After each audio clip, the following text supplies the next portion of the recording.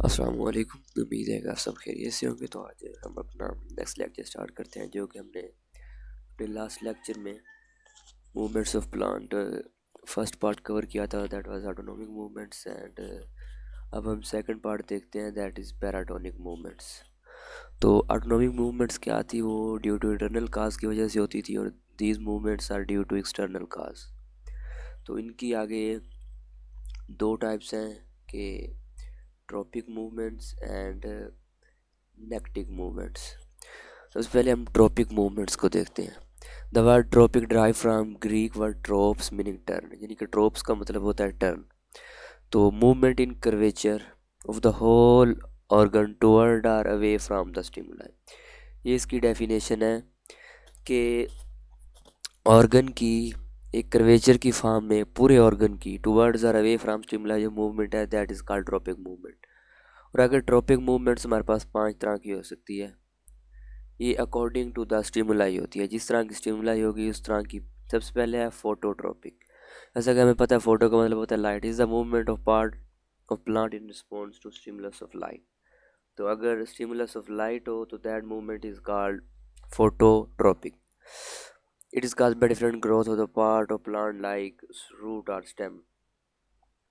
आगे है थिग्मोट्रोपिज्म। तो जैसा कि हमें पता है, थिग्मो का मतलब है टच। तो it is a movement in response to stimulus of touch, यानी कि अगर टच के रिस्पॉन्स में, टच के स्टिमुलाई के रिस्पॉन्स में प्लांट की जो मूवमेंट होती है, that movement is called thigmotropism. Like हमारे पास जो बेलें वगैरह होती हैं, हम उनको किसी भी दरख्त के साथ या कहीं दीवार के साथ लगा देते हैं, तो टच सिग्नल्स के ज़रिए वहाँ पे मतलब ऊपर क्लाइम्स हो जाती हैं।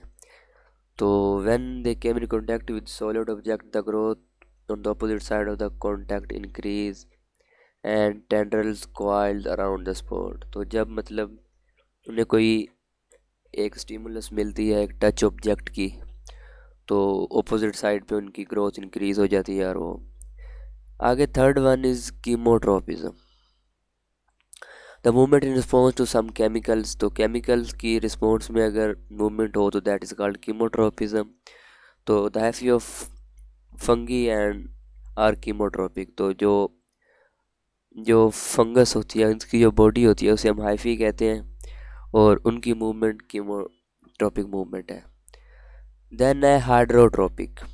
हाइड्रो का मतलब हमें पता है water, the movement of plant in response to stimulus of water.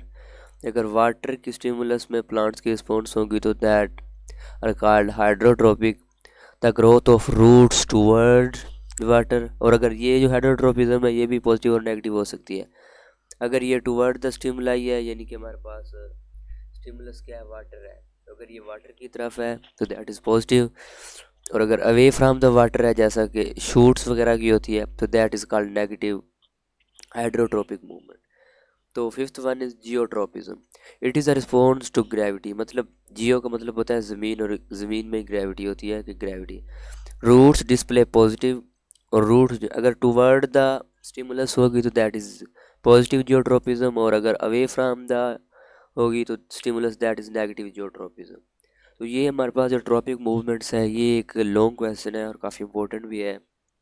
तो इसको आप एक दफ़ा देख लीजिएगा, ख़ासकर इसकी जो 5 एग्जांपल्स हैं।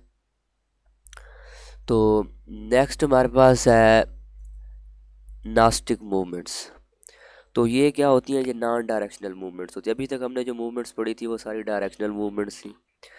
और plants in response to external stimuli, इसमें भी स्टिमुलाई होता है दैट इज एक्सटर्नल, क्योंकि हम पैराटोनिक मूवमेंट पढ़ रहे हैं, और पैराटोनिक मूवमेंट में जो स्टिमुलाई होते हैं वो सारे एक्सटर्नली होते हैं। आगे इनकी दो टाइप्स हैं, एक है नेक्टिनास्टी और दूसरा है हाइपोनास्टी। नेकिनास्टी movement are shown by the organ in response to external stimuli leading to differential growth। अगर external stimuli हो और प्लांट की ग्रोथ, डिफरेंशियल ग्रोथ हो जाए, तो उसे हम नेक्टिनास्टी कहते हैं। तो ये किसकी वजह से हो सकती है, तो ट्रिगर एंड ग्रोथ चेंजेस। तो ये ट्रिगर और ग्रोथ चेंजेस की वजह से हो सकते हैं। आगे इनकी टू टाइप्स हैं, फोटोनास्टी और थर्मोनास्टी। फोटोनास्टी क्या है, the principal stimulus is the photoperiod. Photoperiod आप सेकंड ईयर में पूरा एक चैप्टर पढ़ेंगे। फोटो पीरियड मतलब किस तरह एक लाइट का पीरियड शॉर्ट डे और लॉन्ग डे, शॉर्ट नाइट और लॉन्ग नाइट किस तरह प्लांट्स को इफेक्ट करती है, तो दैट इज़ फोटो पीरियड। तो the flowers open and close to light intensity, तो जो हमारे फ्लावर होते हैं वो ओपन और क्लोज इसी लाइट की इंटेंसिटी की वजह से हो रहते हैं, ये फोटोनास्टी में आता है। आगे थर्मोनास्टी, तो it is due to temperature. The flowers of tulip close at night because of rapid growth in the lower side of by the upward and inward bending of the petal। तो thermonasty क्या होती है कि हमारा temperature change होता है तो उसकी वजह से जो प्लांट्स की मूवमेंट होती है दैट इज थर्मोनास्टी।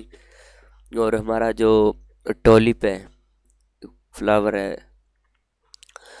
क्या होता है कि उसमें जो दिन के वक्त उसकी लोअर साइड पे ग्रोथ ज़्यादा rapid growth in the lower side होती है by the upward and inward bending of the petal, तो उसमें जो पेटल्स होते हैं वो इनवर्ड बेंड्स हो जाते हैं।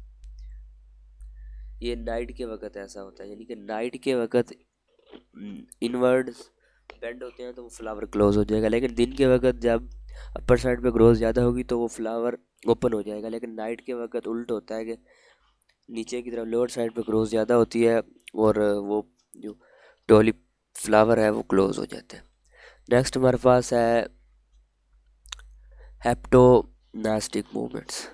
तो movements occur in response to contact, मतलब अगर कॉन्टैक्ट की वजह से कोई मूवमेंट हो that movement is called haptonastic movement. Example include the action of Venus fly trap.